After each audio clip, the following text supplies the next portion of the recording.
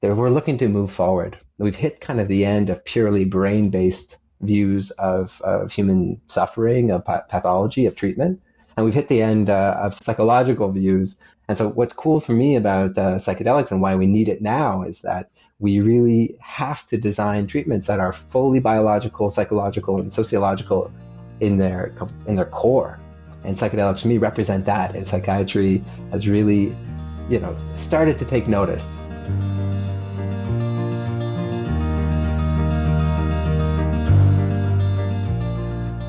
Welcome to the Mindspace podcast. I'm Joe Flanders. Thanks for joining me. My guest today is Dr. Kyle Greenway. Kyle is a senior resident in psychiatry at McGill, and he runs a ketamine clinic at a local university hospital for patients suffering from depression.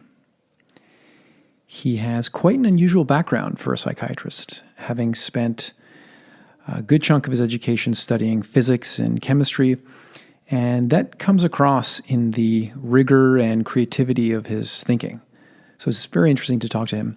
He's not very active online, and he hasn't published any books yet. So it's actually a rare treat to get his insights on psychedelics and how they're transforming mental health. Our conversation covered how psychedelics differ from other psychiatric treatments and why they appear to be so effective, the role of psychotherapy in psychedelic treatments, the potential mechanisms in the therapeutic action of psychedelic treatments, the importance of integration therapy, and how ketamine-assisted psychotherapy actually works. The conversation was quite wide-ranging and fascinating, and I really enjoyed it, and hope you enjoyed as well. So without any further delay, here is my conversation with Dr. Kyle Greenway.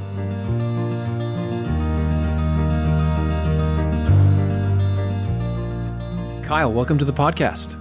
Hi, Joe. Thanks for having me. Oh, it's a real pleasure. I got to tell you, Kyle, I'm actually worried about this interview. I'm worried that it's kind of my job to keep it on the rails here because we have so much to talk about and you're so knowledgeable. And in fact, I've seen you give lectures and I don't often get a chance to talk to you. So I feel like this is simultaneously me picking your brain for my own sort of curiosity and that it has to be entertaining for our listeners. So I don't know if you have any words of wisdom before we get into it, but I'm feeling a little worried. I'm optimistic. I think I've always enjoyed speaking with you, Joe, and I think there are many, many interesting things to chat about. All right, I agree. So let's get started with maybe the easy one. Just tell us about your background, and how you got into the work that you're doing right now. Okay. So yeah, I'm currently a senior resident at McGill in psychiatry, and this is after for most of my life, really aiming myself towards a hard science career. And I did all this undergrad work involving everything from particle accelerators to synthetic chemistry, and I thought that was really my path until basically I came across the world of psychedelics. And I don't know, I don't think there are that many real frontiers in medicine and in a lot of science also. And I don't know, I was very quickly sort of fascinated. I think when I saw the neuroimaging scans of a brain on LSD for the first time, which kind of are remarkably like tie-dye, I think that was the moment that I decided that my career would look a lot different. And that was years ago. Ended up going to medical school, ending up in psychiatry at McGill. And as soon as I arrived, I was trying to find a way to get involved. And as you know, I ended up finding kind of a research program on ketamine that really suited my interest. It suited the current environment, the legal framework, what's available, et cetera. And the goal is really to do high quality research and clinical work with psychedelics, hopefully at McGill going forward. That's great. And I'm certainly very glad that our paths crossed here in Montreal. So let's get into what some people are calling the psychedelic renaissance. I'm not super sold on that phrase, but I can't think of a better one for, just everything that's going on in medicine, in psychiatry and psychology, and even in sort of the popular media and public imagination. Do you have a favorite phrase, by the way? I think I'm more confident that there was a dark ages right. than I am confident that there is a renaissance. Okay. So what's your name for what's been happening in the last, let's say, 20 years in this space? Oh, wow. I think the words I often use are kind of a reemergent paradigm. Okay. So, can you just explain for us why all the excitement here? How do you locate what's happening with psychedelics in the history of like psychiatry and psychiatric treatments? I love this. I love this topic. So keep me on track here because basically one could talk for hours, I think, about the history of psychiatry and how that really intersected with the development of our societies, of the presence of religion or not, of the presence of science or scientism, as in kind of bad science. And the way I would sum it up is basically that I think psychiatry really fell into sort of this mind-body divide for quite a long time in different ways. And if we take it back to, Freud, of course, that was one of the first times that we saw a real focus on the mind. And from that was psychoanalysis came to us, many other developments. And a lot of that is very positive, but the pendulum swung way too far towards, I think, psychological explanations of things that are inherently, at least partly biological and partly societal. One can think of autism, one can think of schizophrenia, and even depressive illnesses. That there's definitely something involving the body or the genes, we might say, or the dispositions. And so that time when psychoanalysis was king in psychiatry lasted until probably about the 50s, maybe the 60s, when accidental basically discoveries of imipramine, the first antidepressant, and then chlorpromazine, the first antipsychotic, kind of radically pushed the pendulum towards the opposite side, where, much like we were looking to explain diabetes with, oh, there's a lack of insulin, we were looking to kind of explain depression with, oh, there's a lack of serotonin, or psychosis with, oh, there's a surplus of dopamine. And so, again, we see sort of a dogmatic, I think, overemphasis on the biological side in this case. The psychedelic paradigm emerged, ironically, very, very much at the same time. And in fact, LSD, the incredible potency of LSD and the way it resembled serotonin sort of really contributed to this idea that, serotonin might be crucial in some ways to mood. Unfortunately, what we saw from back then is, I think the research wasn't as good as it could be. And, by standards back then, it was okay. But these things are hard to work with, even in the most rigorous, carefully designed settings, and things got out of hand. And one can famously think of Timothy Leary talking about putting LSD in the drinking water as really a good example of the worst idea one could have about psychedelics. And so, although there was a lot of really interesting stuff, psychedelics were teaching us about how the mind and the body interact. These concepts of set and setting, which I think are of universal importance. It really fell aside due to political issues, bad science.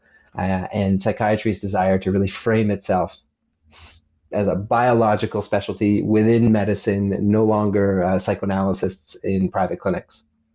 So what we saw kind of more recently, and I think this is one of those reasons that the neuroimaging studies of LSD I thought were so fascinating, because here, with modern tools, with modern protocols, with real rigor, we saw science demonstrate that, in fact, these things are amazing. They are really powerful. And not only can they be extremely therapeutic, but they can teach us a lot about how the brain operates. And this is in contrast to other forms of kind of assisted therapy that, there was carbon dioxide assisted therapy for a while. There was nitrous oxide assisted therapy, all sorts of wackiness. And those things fell by the wayside, I think appropriately so, but the psychedelics have reemerged because psychiatry is we're looking to move forward. We've hit kind of the end of purely brain-based views of human suffering, of pathology, of treatment. And we've hit the end of psychology, purely psychological views of these things. And so what's cool for me about psychedelics and why we need it now is that we really have to design treatments that are fully biological, psychological, and sociological in their core. And psychedelics, to me, represent that. And psychiatry has really started to take notice that this might be one avenue forward. I've heard you talk about the complexities around central nervous system drug development and the monoamine hypothesis, and how these things have really shaped how the psychedelic renaissance is playing out. Can you just speak to that? Yeah, I think so. So I had some experience in the drug development world during some time in chemistry. And I think it's important to know that pharmaceutical companies are rarely, if ever, specialized just in psychiatry. And often the models they apply to drug development look a lot like the same models we apply to, creating a new antihypertensive. And that model is really fundamentally based on enzymes, screening for certain activities, testing it out in animals, and working our way up to humans. This worked quite well for antidepressants.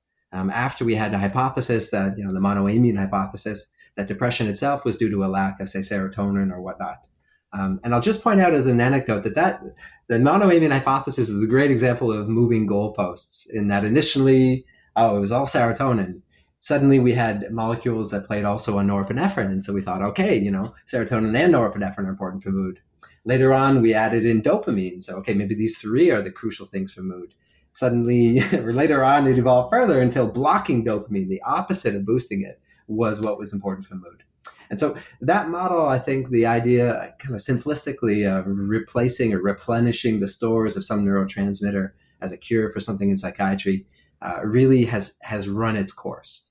And so drug development companies, I think, are exploring different models. And a lot of these are now much more based on neuroscience and a lot more based on sort of psychology, in the sense that we understand to a much greater degree than we ever did before that your alliance with your prescriber, the setting in which the drug is prescribed, the meaning you attribute to changes in doses, these things all have a major impact on whether or not you'll respond to a specific treatment or not. And so with the simplistic model kind of run its course, I think the psychedelics can be situated in a more, say, nuanced, a more intelligent explanation that, in fact, from the outset, our drug design will probably have to incorporate the differences between a human and an enzyme, or a human and a lab rat. And so not only does that course kind of run its, not only did that train of thinking run its course, but it also has yielded numerous failures of antidepressants and other, CNS drugs. In Alzheimer's, there were spectacular failures. The goals of reproducing the benefits of ketamine have really resulted in hundreds of millions of dollars of failures. And so we're seeing the CNS sector, I think, recognize that that there are financial, consequences of thinking simplistically. So just to provide a little context for people that don't know what the monoamine hypothesis is, that's really what the standard antidepressant, like the SSRI approach, comes from, right? It's the framing is the sort of monoamine hypothesis. Mood problems, for example, are the result of low levels of some neurotransmitter like serotonin. Is that correct? 100%, yeah. And that's an important clarification, because I think one of the errors of logic that plagued, development of new drugs was sort of saying, like, look, I can deplete an animal or even a human being of serotonin and produce symptoms of depression. Mm-hmm. Therefore, replenishing serotonin must be the cure for depression. And that logic was kind of understandable, given that drugs that really did enhance, the availability of serotonin seemed to improve the symptoms associated with depression. But fundamentally, it's sort of like saying, I have a headache because I have a Tylenol deficiency.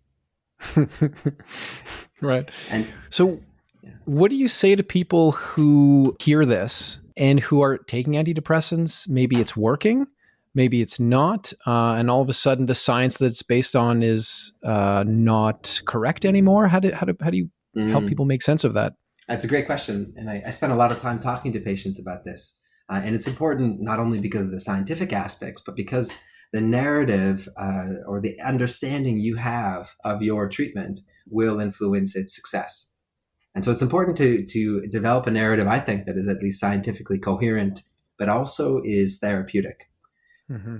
So what I would say is, the good news is, if you've responded to an antidepressant that changes your serotonin levels, that doesn't mean that your brain was fundamentally broken before. This is not like, my pancreas doesn't work, therefore I need insulin. The complicated bit is saying, like, okay, then, but how do they work? And again, we see a pendulum swing often in psychiatry. And for a while, there was a big debate that perhaps all these molecules were just placebos. And that debate, I think, was necessary, but it did a disservice also to people who really did well with these treatments, as if saying it's all in your head. And that is not the case. So the understanding that I would put forward, and this is sort of the cutting edge of research, is that probably changing your neurotransmitters in a variety of different ways can improve your symptoms of depression because they change sort of how you approach the world. They change how you think, how you feel. In some ways, I think you can make an argument that they soften the associations you previously had. So, for example, if I tweak your neurotransmitters a little bit with a molecule I prescribe, suddenly your brain is in a fundamentally new environment. And much like if you travel, you might feel a little bit different. It's almost as if you're traveling in your regular life. And so you can have a little space, and using that space, you can make change and you can feel better. And none of this meant that in the first place, you needed those changes to correct an inborn deficit. Well, that doesn't sound so bad. Why not just keep prescribing SSRIs and give people the experience that they're sort of traveling in their home environments? I mean, it's a great question, and I do keep prescribing SSRIs. Yeah. I do believe in them in the right setting and for the right person for the right amount of time. I think the big difference for me in the psychedelic paradigm is that you see a lot of the same factors, but much more acute, much more dramatic. And so, a slight change in your neurochemistry, and these are really relatively slight changes that you see with an antidepressant, that might give you a little bit of space, but it might also, how do I put it? It might not be enough space in the sense that if you have a very difficult environment, if you have a lot of trauma and stuff that you can't get access to, if you have symptoms that are really getting in the way of engaging in psychotherapy or behavioral stuff that keeps you well, then it just might not be enough. Whereas the psychedelics, it's again a very similar process, but much more acute. You will often, during a heavy psychedelic experience, encounter difficult things. You will encounter a radically different way of being for a little while. And that is enough to really, I think, overcome a lot of the inertia that's associated with depression, a lot of the kind of the walls that make you feel stuck in a certain way of being. So I think to me, they're actually a very fundamentally similar sort of methodology or process, except that the psychedelics can really make things kind of shake the snow globe a lot more and really bring things to a much more, rapid head. And again, like antidepressants, like psychedelics, that doesn't always mean fun. It doesn't always mean, difficult, but it often means a little bit of both. Right. At the risk of going down a rabbit hole here, how would you locate microdosing, let's say of LSD or like a classic psychedelic, in this discussion around lower versus higher levels of shaking up neurochemistry, so to speak? So you gave me permission to geek out, right? Yes, please. So, what's interesting about antidepressants, and this is one of those things that really cause a lot of head scratching, is that even though they rapidly change your neurochemistry, you don't typically see or feel the benefits for days or weeks or months even sometimes. How do we understand that? How is it possible that dramatically changing, well, not dramatically, but changing your neurochemistry in the moment still takes a while to have a benefit? And, one of the arguments is that it's not actually the change, it's not the increased, serotonin available that allows for the benefits. It's sort of your brain recognizing that, okay, the world around me is a little bit different. I'm going to upregulate neuroplasticity. I'm going to kind of upregulate the inborn mechanisms for psychological flexibility. And that's not an immediate process, even if the serotonin change was immediate. So what's interesting about microdosing is it seems to kind of get you there much quicker. In the same way that an SSRI makes more serotonin available, a microdose kind of activates serotonin receptors directly. And so the difference there is that it's not relying on this kind of complex upstream, downstream regulation process for its benefits. It's kind of actively poking the button responsible for the benefits in the moment.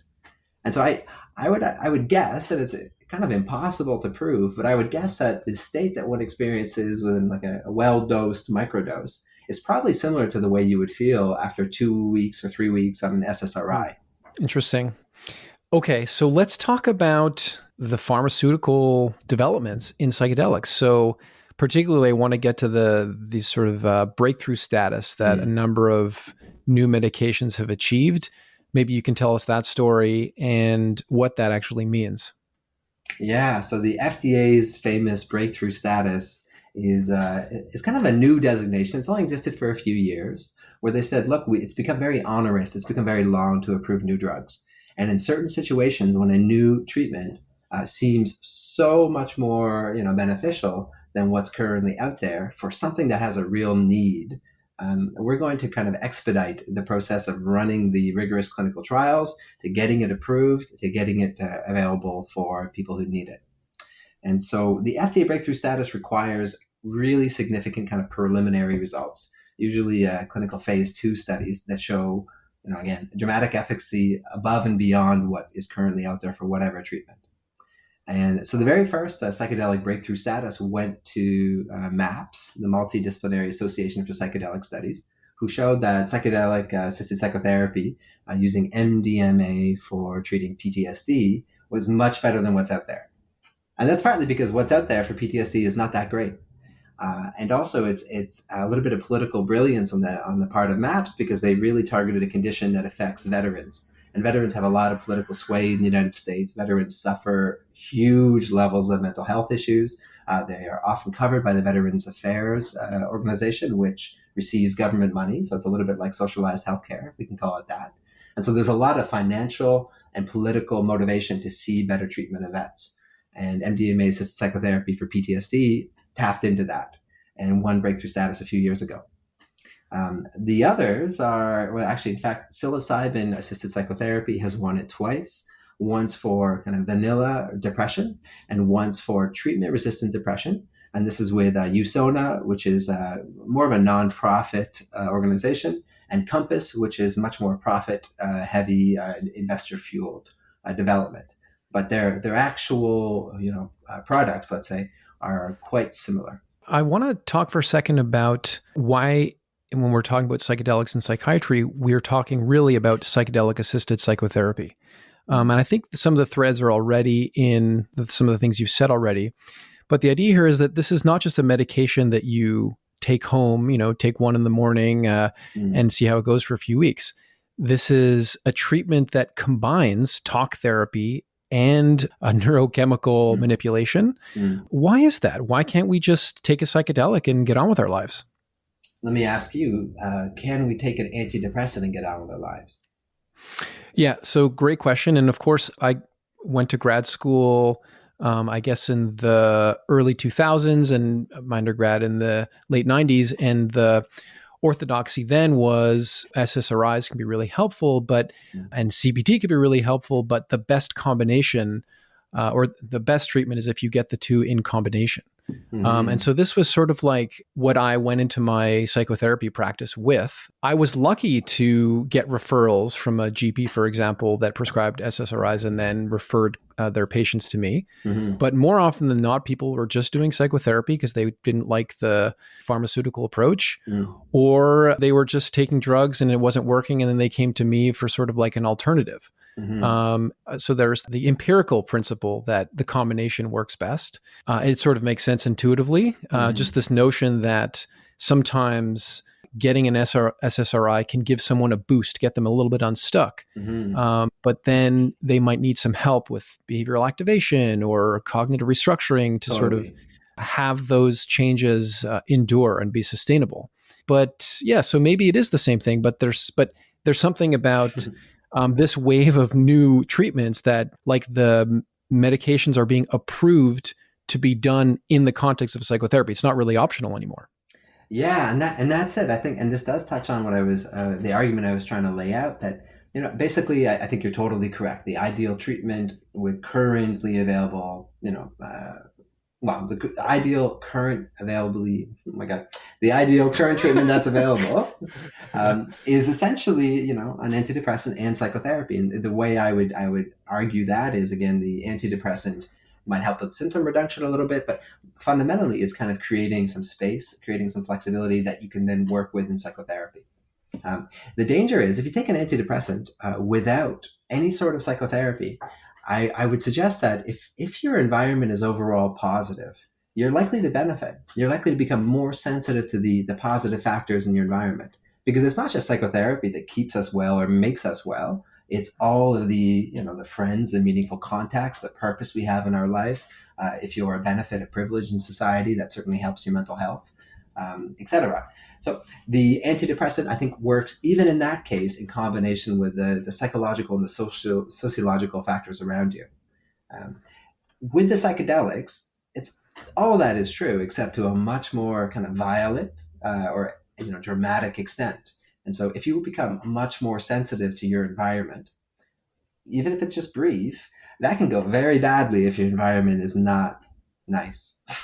If you're in a music festival and you're having a bad time and it's raining and people are loud and you're suddenly much more sensitive to that, your brain is no longer successful in filtering out 99% of its sensory input, which we know it does.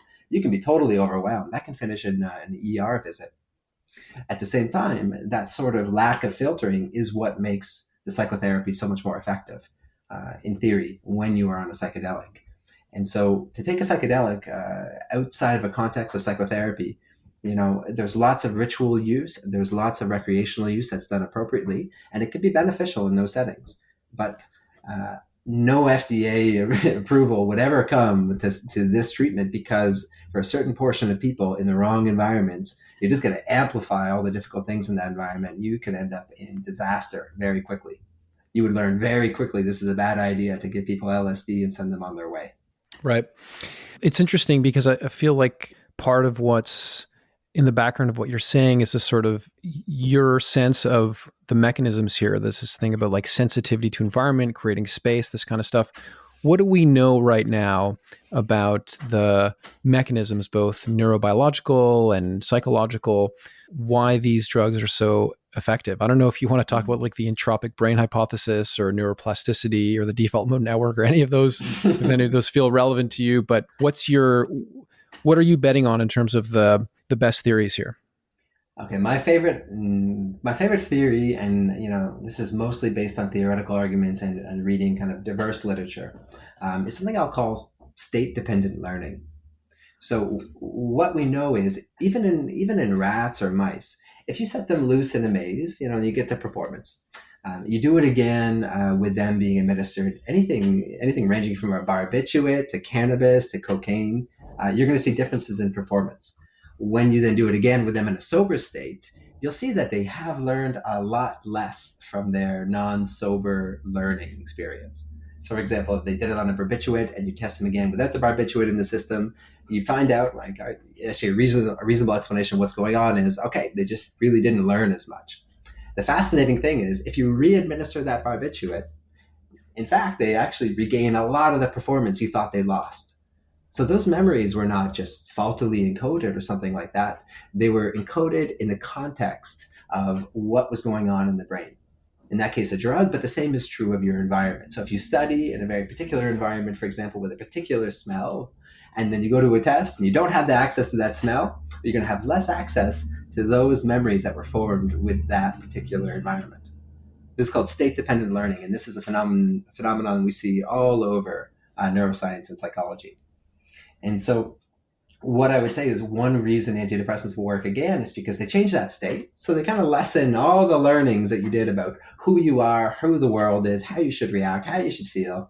All that stuff is kind of lessened. And so with the psychedelic, again, we're talking about a radically different state. So you have completely disorganized, in a sense, access to your current environment and your past memories. Things are not so orderly as, okay, this state is associated with that feeling, that memory, whatever. And so what we see in the brain, and this is there's many ways of describing it, and you mentioned a couple. The entropic brain hypothesis is essentially that, describing that the brain has a lot less order to it. Entropy being kind of the lack of order. So when there's a lot less order, information is not being channeled along its old circuits. It's not so clearly your brain's not able to clearly say, okay, this belongs in the auditory cortex. This belongs in the visual cortex. You see information kind of bleed through the different pathways. And this is one way you get hallucinations. If auditory information is kind of channeled into the visual cortex, well, suddenly you get a little bit of synesthesia, as if you're seeing sound. And so if you do neuroimaging, you find that indeed there are connections being made between networks to a much greater extent than would normally be the case. And so that definitely involves more entropy in the brain. You can measure that in a variety of ways. And either the cause of that or a co-artifact of that is that this default mode network, the way your brain organizes itself kind of habitually, which is maybe the closest thing in the brain we have so far as a correlate to the ego, your sense of self, who you are, etc. that's disrupted. And so whether it's a disruption of this thing called the default mode network, that really kind of the orchestra of the brain, the orchestrator rather, whether it's a disruption of that produces this greater entropy, or it's the reverse, or they're kind of parallel processes, is not so clear. But the psychedelic state absolutely is characterized by novel pathways being formed in your brain where information is traveling in different ways. And that again ties into this idea. This creates space for growth. Things are not, you're not just stuck in the same sort of ruts, the same sort of common pathways that you were before. New things can happen to a much greater extent. Okay, so help me out here with the state-dependent learning piece, because wouldn't that imply if we want to stay well, we should recreate some of the elements of a psychedelic experience in day-to-day life to be able to continue to have access to the learning we did in that psychedelic state? Totally. This is something very different about, I would say, this kind of second wave of psychedelic research, is that there's a lot more emphasis on integration. This process of, reliving parts of your experience, talking it through, turning that into real practical change, re-accessing those experiences you had on your psychedelic state in your sober life. All that is absolutely critical to make sort of these lasting benefits. Before, there's a little more emphasis on, you have a powerful experience, your ego dissolves for a little while, and away you go.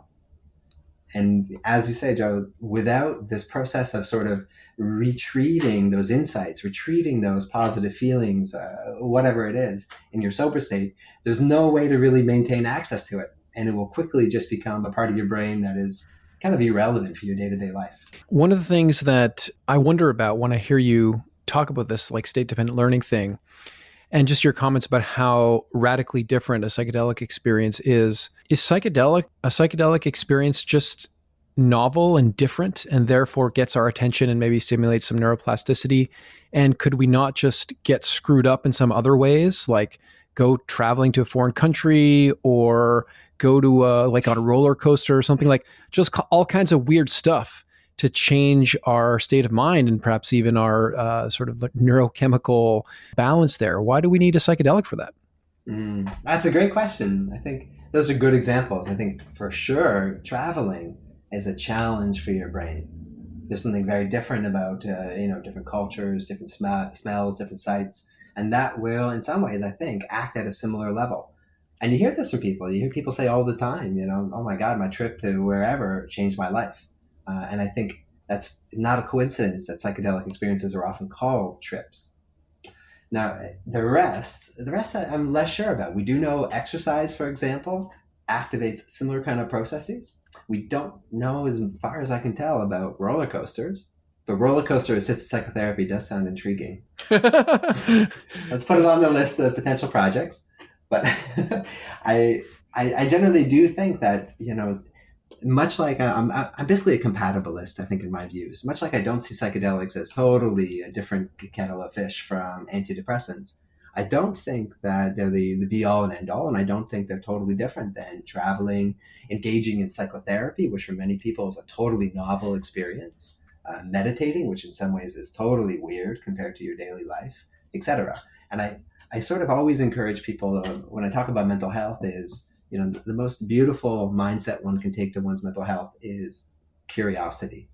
And this word explore or experiment with, I think, is kind of the one thing I'm really sure is the right path to feeling well. That's really interesting because it's one of the key, I guess, mind states we try to cultivate in mindfulness meditation, and something I'm constantly trying to get my clients to open up to. And it kind of brings me to this question about the psychotherapy aspect of psychedelic-assisted psychotherapy. What is your sense about how we should be, as therapists, approaching the integration work? It's fascinating. I think we have a lot of different views on this. And so I'm going to give my own. And, I think it's important to mention that psychotherapy is in many ways about the therapist as well. You can't divorce the therapist from the dyad, the interaction. And so what works for me might not work for other people, and vice versa. From my point of view, a good analogy would be to something like hypnosis. So hypnosis was very powerful, especially back in the day, at helping people, deal with these unexplainable neurological symptoms by linking them, in fact, to some unconscious trauma that had been repressed and locked away. And what they found with hypnosis is that even if you you get to that big realization, the dramatic, the dramatic memory that really explains everything that's been going on, it doesn't lead to lasting change. This is really kind of why, in many ways, why hypnosis fell out of fashion a bit, or at least Freud was not satisfied with hypnosis. It's kind of what led him to go to psychoanalysis, where you slowly chip away at defenses. You get there in a way that is not the therapist kind of telling the person, haha, this is what's been going on, but rather the person sort of discovers it on their own, more organically and more consistently, methodically, such that there is more links formed to their current life and the changes are more robust. So I think this is a very similar thing with integration work, which is the one thing I'm confident you should not do is, even if you think you're right, even if you're brilliant, is tell people, this is what's going on. There's the punchline, away you go, you're cured. Even if there was kind of this one neat thing, one neat story that was repressed that explains everything going on in someone's life, if they don't arrive at it themselves, it's not really going to lead to much, I think. Insight is not enough. So I'll go ahead, Joe. Well, I was just going to say, I guess I'll cancel my registration for that hypnosis workshop. Don't get me wrong about hypnosis, and I'm not an expert in it, but I do think that hypnosis, what's interesting, this is the other thing we talk a lot about in psychotherapy, right? The difference between content, like an insight, and process. And for me, I think I'm much more interested in process as I learn about psychotherapy and engage in it. And the process of hypnosis, there's something that I find personally a little bit unsettling about the person, kind of being in a vulnerable state, being hypnotized by somebody who in some ways is directing the experience and really telling them where they're going to go with it. For me, for all of psychotherapy, and especially for psychedelic-assisted psychotherapy, it's more powerful when the person being treated is in control. They have the ability to kind of say, this is what's important to me, So this is where you hear a lot of experts in this field talk about and really emphasize that the integration therapy should be non-directive, right? Yeah. And I get that. I really do. And the approach that I use in mindfulness is quite non-directive. But I also think that there are certain, I call them skills or competencies that people would really benefit if they learned going into a psychedelic experience and unpacking and making meaning and sustaining the change afterwards. So I'm a little bit skeptical about a totally non-directive approach. And I know, there's this sense of like, trust the inner healer. And I actually totally buy that.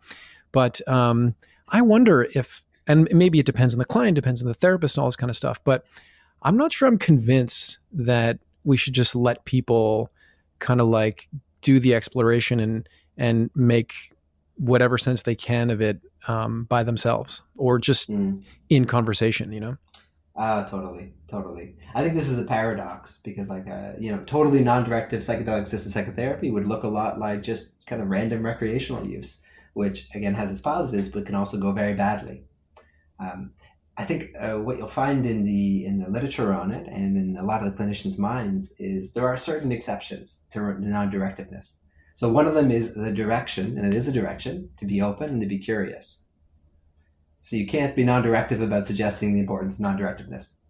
So there's that's kind of a paradox, but I think there's a very good rationale for it. So what I would say in general is that I think non-directiveness that's what the therapy should feel like. That should be the process. But at the same time, there are certain things that are so important that really it's okay to direct people towards paying attention to that or engaging in that. So I know you and I have talked a lot about the basics, like behavioral activation, sleeping well, eating well, exercising, getting out of the house.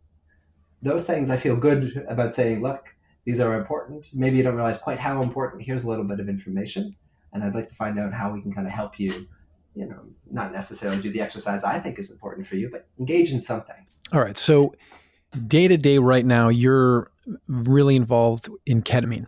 And it might not be obvious for some of our listeners how ketamine gets into this conversation. It's not, it doesn't work on the serotonin system.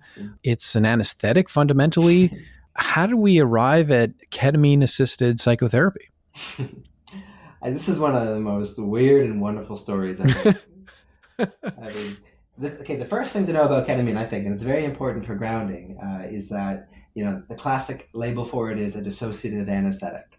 This word dissociation pops up all over the place. And you see people get kind of wrapped up in pretzels saying like, oh my God, how can you treat PTSD, which has dissociation as a symptom, with a dissociative drug? Any serious reflection, I think, on what we're actually talking about, the phenomenology of dissociation, what does that mean to different people in different settings, it kind of falls apart. I think it kind of crumbles in your hands. So I hate this word. I'm glad you didn't use it. And a historical tidbit is that basically this was a word suggested by the chemist's wife who synthesized it after the team didn't like, the marketing team didn't like the chemist's original idea, which was to call it something along the lines of dreaming. So even at the very beginning of ketamine's wacky story in the 60s being developed as a derivative of PCP, the word dreaming was what was foremost and center. And when we take dreaming as kind of, if we grounded ourselves in the word dreaming instead of dissociation, we would say like, okay, of course that would be interesting to people interested in psychotherapy. Psychoanalysts are obsessed with dreams. But that's not the way it played out, as you know. And instead, ketamine became this dissociative anesthetic used in ER settings, anesthesia, etc., where it's very useful. And this is where I think a little bit of discussion of mechanisms is useful, because ketamine does kind of cut sensorial input to the brain. That's why it reduces pain. That's why at a high dose, people become basically, quote unquote, K-hold. They become malleable. You can replace a dislocated shoulder with ease. And that's why it has many uses in medicine. At a medium dose, the same sort of cutting of sensorial input to the brain produces really interesting phenomena. So if you go to a sensory deprivation tank, there's no drug involved. You just basically place yourself in an environment where your brain is getting very little sensorial input. And guess what happens? You often hallucinate. You end up in an altered state of consciousness purely from the lack of regular sensorial input. And I would argue that ketamine pharmacologically does something very similar. It reduces sensorial input to the brain, and your brain, without having the regular, signals that, okay, this is my okay, this is the temperature of the world I'm in, et cetera, starts to scramble its information a little bit in a way that kind of resembles LSD or psilocybin. As in, again, we're seeing kind of a shutdown in the default mode network. We see increased in brain entropy. We see new paths of information transmission taking place. And so while pharmacologically it's totally different than LSD, doesn't touch serotonin, as you mentioned, phenomenologically, or the neural correlates of what's happening, there's actually quite a bit of overlap. That's kind of mind-blowing. I don't even know if I have a question for you here, but something is kind of like forming under the surface here around like, what is the psychedelic state if not 5-HT2A agonism? Is that like a red herring in terms of understanding? How is it possible that such different brain action can create such similar mind states? Great question. And the answer is, scientifically, we can't really give a comprehensive explanation yet. There's a really fascinating research that just came out on salvia, or salvinorin A, the active component of salvia, which again works on a totally different mechanism. This is a mu opioid agonist. And it does it does a lot of things that resemble ketamine and the serotonergic hallucinogens to the brain. And then it causes a shutdown of the default mode network. And as a result, hallucinations, altered states of consciousness, et cetera, et cetera. So we know a little bit of some of the classic hallmarks of how what we might call psychedelics affect the brain. We don't know all the myriad possibilities of different receptors you could poke and prod to create kind of similar states. We don't know if all of these states are equivalently therapeutic. So, for example, it might turn out that salvinorin A is useless as an adjunct to psychotherapy. And that would be a real interesting hypothesis, because then we'd be wondering, okay, default mode network shutdown plus psychotherapy is not exactly how these other things must be working. And we would have to really ask ourselves, okay, what are the list of necessary and sufficient criteria to produce kind of a meaningful change? I can't resist here to ask you kind of, again, a bit of a geeky question that fits perfectly in here. This classic notion of the brain as a reducing valve. Earlier in my education, I was working a lot with this hypothesis, the notion that the biggest job of our brains as information processing machines is to eliminate the vast majority of the information available to it at any given time. Totally. And that means being really, really good at highlighting in our environments, internal and external, what is relevant in any given moment. And that actually changes over time. If you're hungry, the ad that you're seeing on your phone for food will suddenly seem much more salient than if you see it after you eat. So our brains are sort of like highlighting or popping different aspects of our environments depending on our sort of motivational states. And then the possibility that psychedelics opening the gates a little bit more being one of the key mechanisms. It seems like it's not only serotonin agonism that does that. It could happen through many other channels. What's your sense of how important that mechanism is? I think it's kind of everything. I think I totally agree that the brain, in many ways, it exists to make order out of the chaos. And a lot of what we perceive to be reality and our consensus on what that might be, the classic example being, our reality will look totally different, just visually or perceptually, than a bat's reality, which is based on, echolocation and sound primarily. Yet we're talking about the same matter, the same atoms. It's just perceived totally, totally differently. And a hummingbird, if you watch it make its decisions very, very, very, very quickly, you can tell they're not experiencing time the same way we are. So there's a lot of interesting ways that our brains are, creating something that we expect. Your reality looks similar to my reality, but in many ways, that's probably not the case. And it doesn't mean that whatever we experience, either shared or apart, is true or not true. To push a little further down this rabbit hole, we can cut this out if it ends up not being interesting. But one of the things I understand about something simpler that the brain does, like visual perception, there's this notion of like the controlled hallucination. You talked about, the brain's job is to create order out of this chaos. And I think it's fairly widely understood that, we could be perceiving like an infinite number of things based on the pure light signals we're getting from the environment, but we simplify dramatically and we end up with objects. And part of that process of simplification and creating relevance and resolving this complexity into something manageable for us is actually social, right? So we collectively map our perceptual environments and objects emerge because of our consensus understanding about what they are.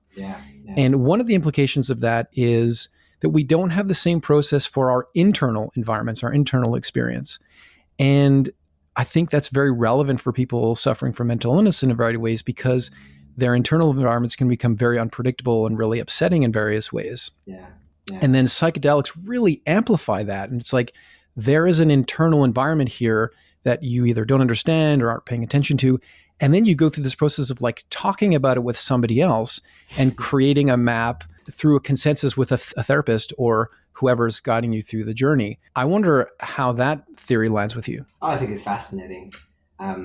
One way to frame that is in this classic, phrase that comes from Timothy Leary, but really was seen in the very first psychedelic studies immediately, of set and setting. Set being, of course, your mindset, so the internal environment. Setting being, of course, the external environment, the living room you're in, the music you're listening to, etc. And definitely the setting, the external environment, is still interpreted by your brain, as you say. And usually we share kind of a similar interpretation of what's going on around us. The set, what's going on internally, again, you're totally on point. I think that really differs dramatically between people. And it's very tough. It's tough to really ever be sure that we understand each other's internal environments. Right. And I think there's evidence everywhere that, in fact, we see the world very differently. And I think that's okay. I think, in fact, evolutionary speaking, sociologically speaking, we need people to have very different perspectives, because some will have strengths in some cases, others will have strengths in other cases. I think the danger is if, I like this term pathological certainty.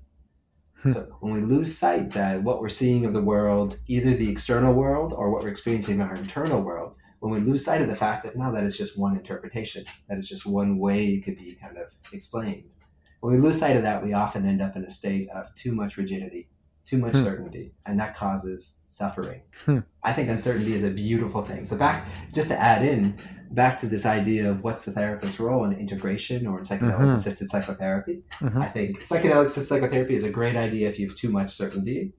I think generally it's a terrible idea if you don't have enough certainty, if you're just you have no sense of who you are, or you're in a state of psychosis already.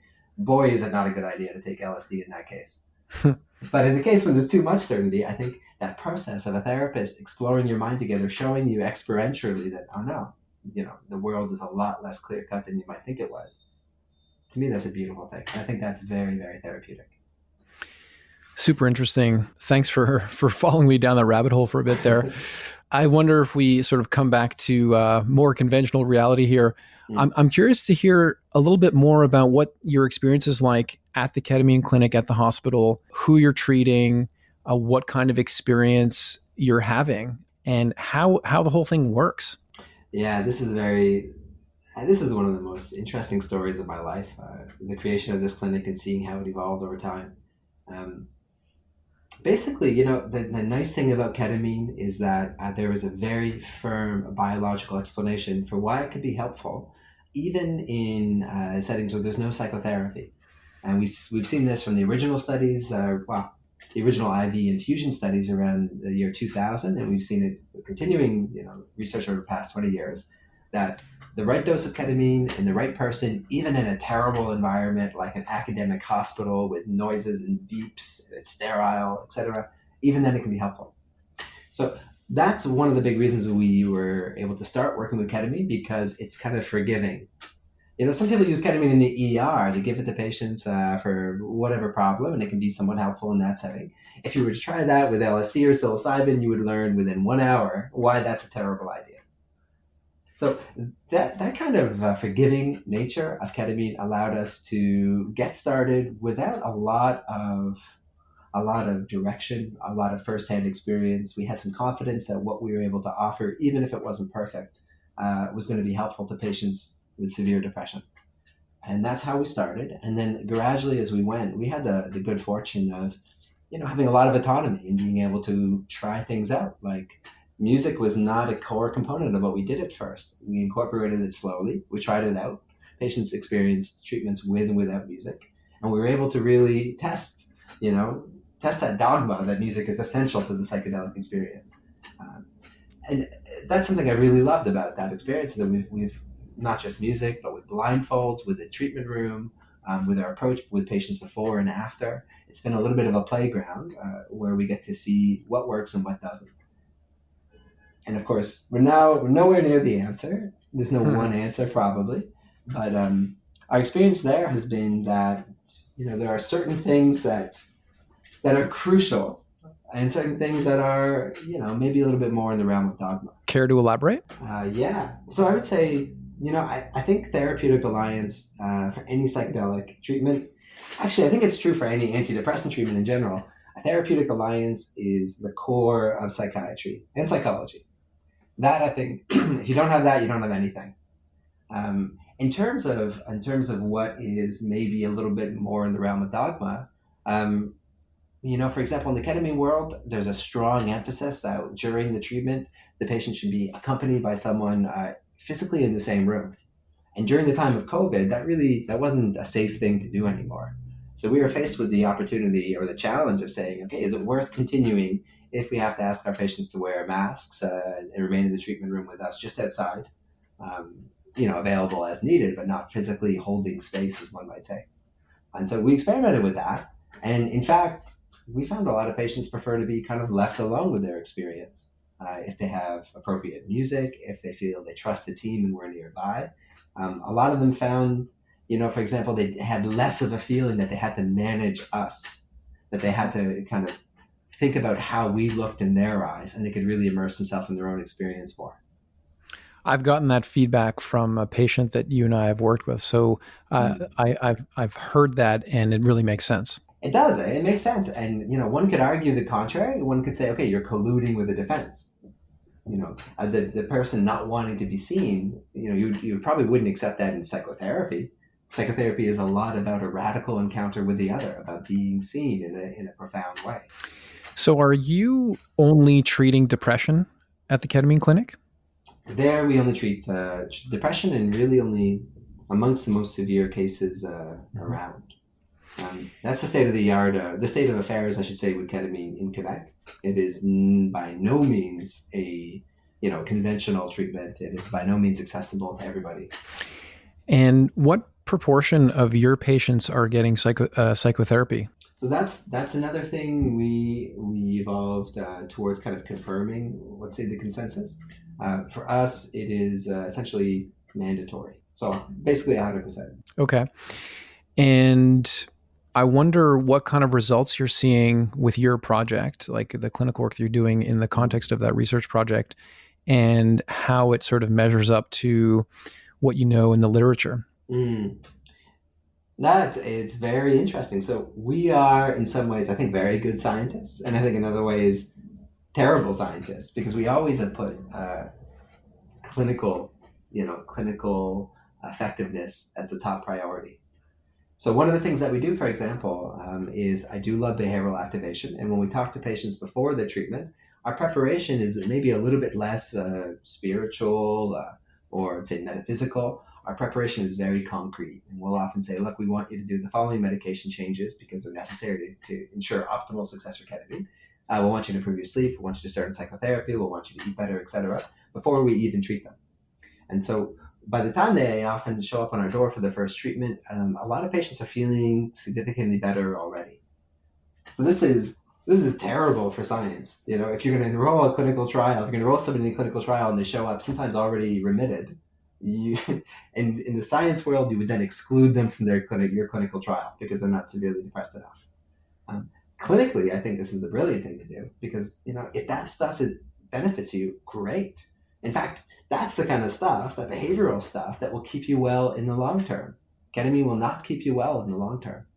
So all that to say is it's very difficult to compare our results to the results in the literature. Mm-hmm. I think our overall clinical success is excellent in terms of goals that might not be just removing depressive symptoms, but also helping people wean themselves off benzodiazepines. I think we have some very exciting results in that regard. And I think the tolerability of our treatment is dramatically better than what we see in the literature. So we've never had anybody vomit. Nausea is often very, very quick and self-limited, very minor. In changes in blood pressure, we think we have ways of kind of mitigating that psychologically. And we've actually, I think, seen that you can actually change someone's blood pressure reaction to ketamine dramatically with the psychological factors. So those things are much easier to compare to what's in the literature, and I think we do pretty damn well. So I understand you guys do IV infusions. I wonder if you can speak to your process there, like dose and what kind of monitoring you do, and then your impression of other delivery mechanisms, whether it's intramuscular or intranasal and this kind of stuff. Yeah, so we work with IV for the simple reason that is what has the most evidence.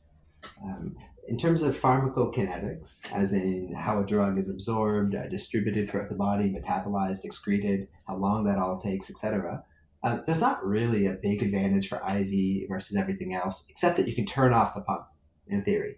So if you did have a blood pressure spike through the roof, you turn off the pump and the molecule ketamine is cleared from your body relatively quickly.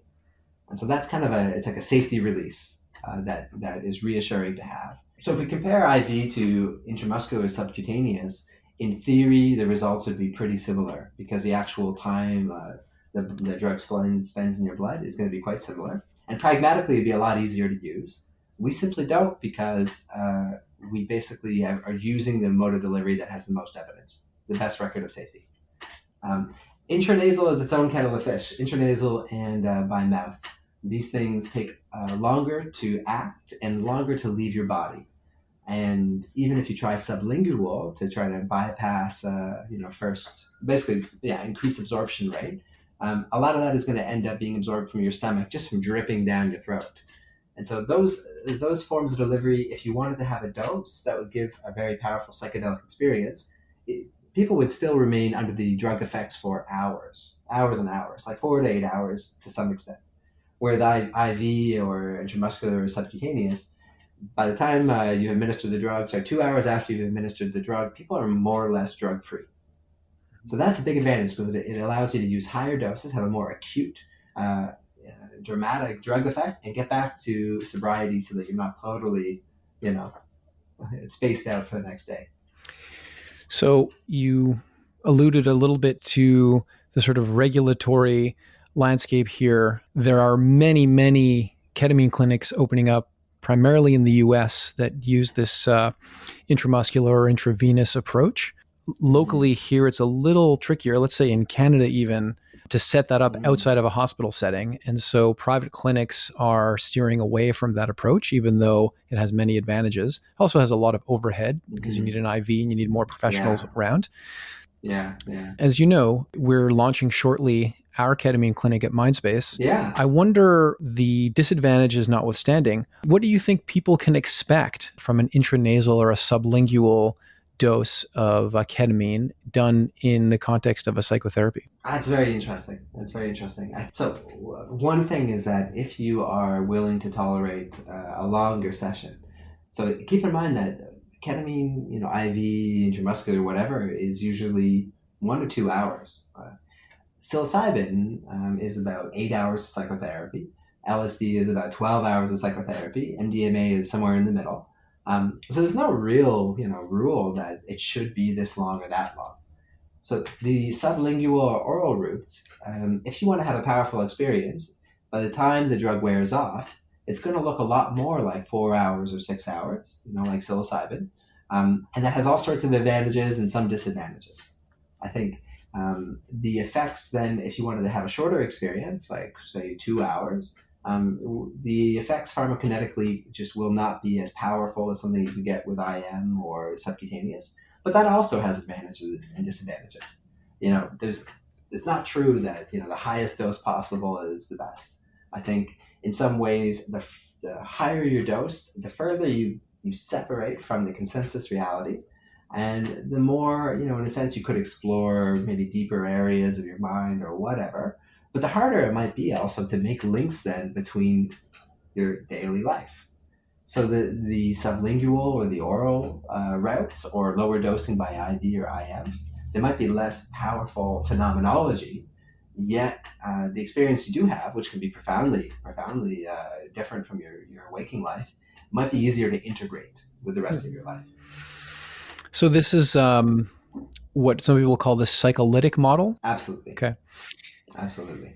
Now, what about the risks and potential side effects using ketamine, both in the psychedelic dose and the psycholytic dose? Absolutely. Yeah. I think the most important known risks are mostly from studies of people who use ketamine chronically, often on the street. And those risks can be devastating. You can have a bladder that becomes fibrotic, so it doesn't function anymore. And that's seen with people who abuse it, usually taking doses, say 100 times what we might use clinically for long periods of time. There are other potential long-term consequences of abusing ketamine, like cognitive issues. But not much of that has ever been seen in clinical trials. And Janssen's study on S-ketamine, or Spravato, demonstrated remarkable safety over 1 to 2 years. There weren't any cognitive deficits developing, very, very little in the way of bladder problems compared to placebo. So, pharmaceutical grade ketamine at an appropriate dose, the things that have been studied, seem to be extremely safe. There are short-term problems with it. Of course, you can have a quick rise in blood pressure, and that's dose-dependent to some extent. So if you've had a recent stroke where your brain bled, bad idea to take ketamine. Wouldn't recommend it. And then I think a lot of the other risks are mostly the ones that preoccupy me the most are the psychological risks. Mm-hmm.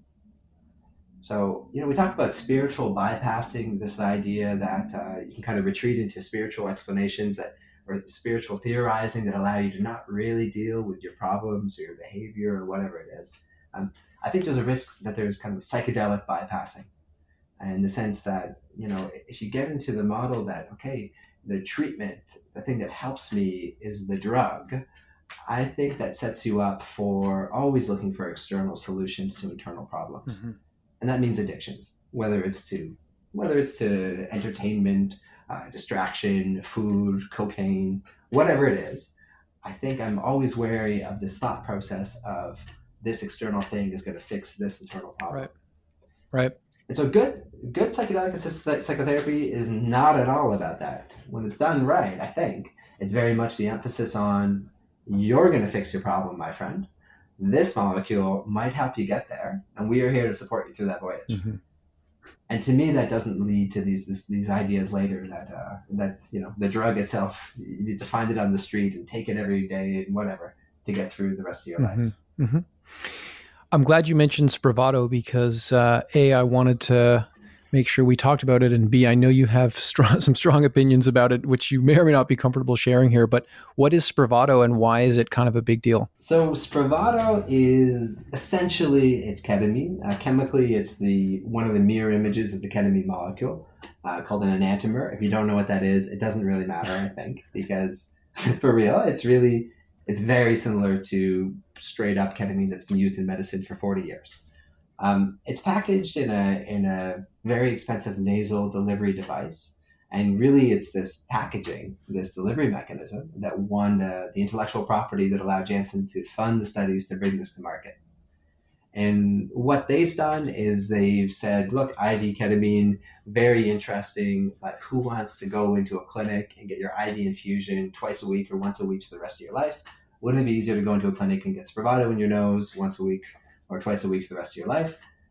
And the studies seem to say that this kind of works compared to placebo in your nose.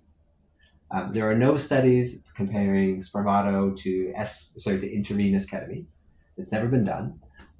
All the studies that have compared S-ketamine to regular ketamine have shown really no significant differences.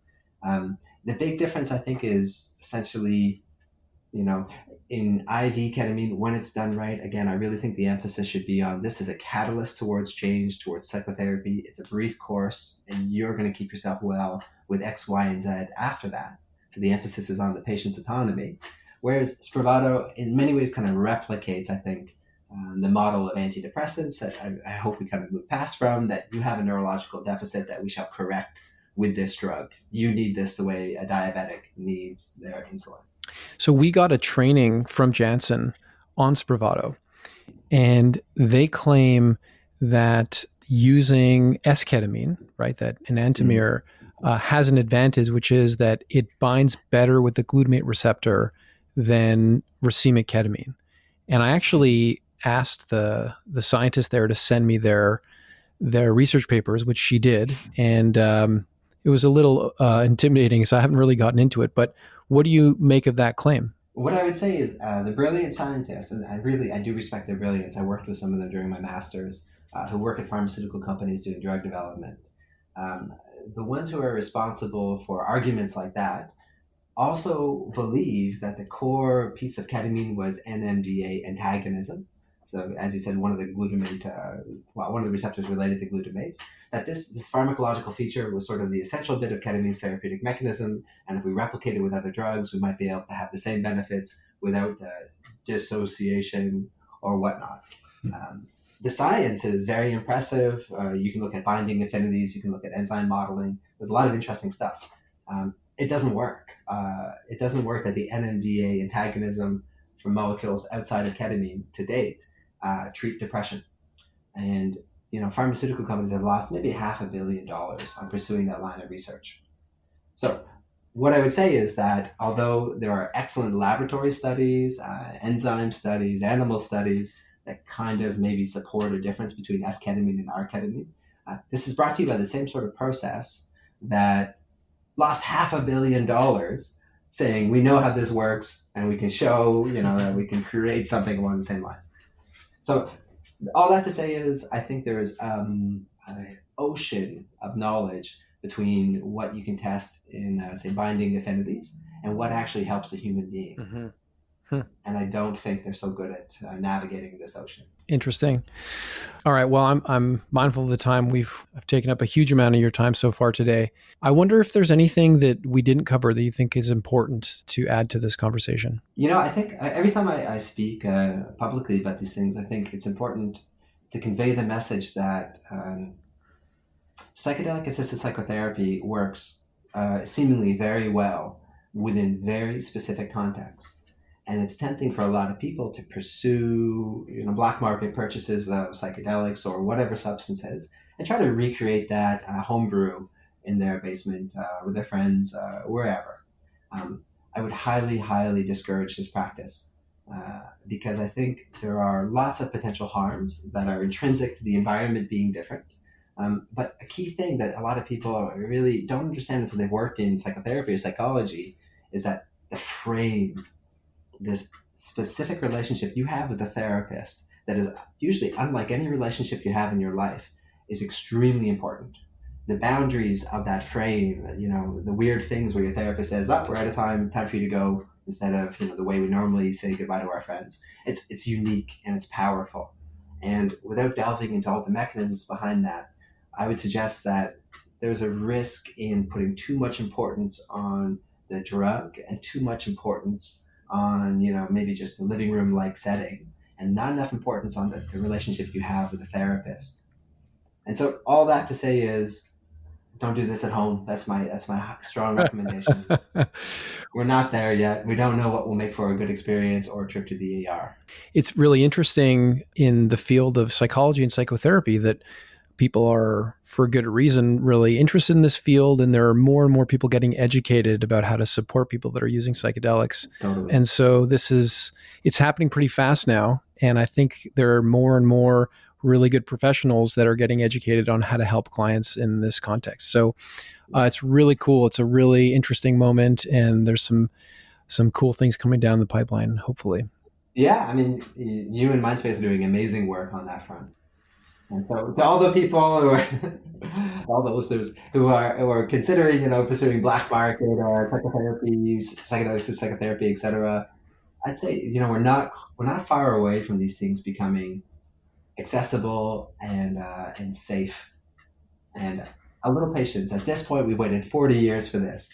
A few more months or maybe a year or two, I think is well worth the wait to get something that is very potentially helpful rather than something that could be quite dangerous. Cool. So Kyle, is there some way that people can follow you or keep in touch with you? Are you on social media, or did you write a book or something? Like, how do people keep up with you? They cannot. Right. I intentionally stay low key. Great. That's going to be really, really good for promoting this episode, Kyle. Thanks a lot. You're welcome, Joe. I mean, they could follow Mindspace. You can refer emails, but even I don't know. I have to say, I'm pulled in so many directions these days that I fight hard to keep some time and some brain power for myself. So unless you show up at Kyle's clinic and need some ketamine, this is the last you'll hear of him for some time.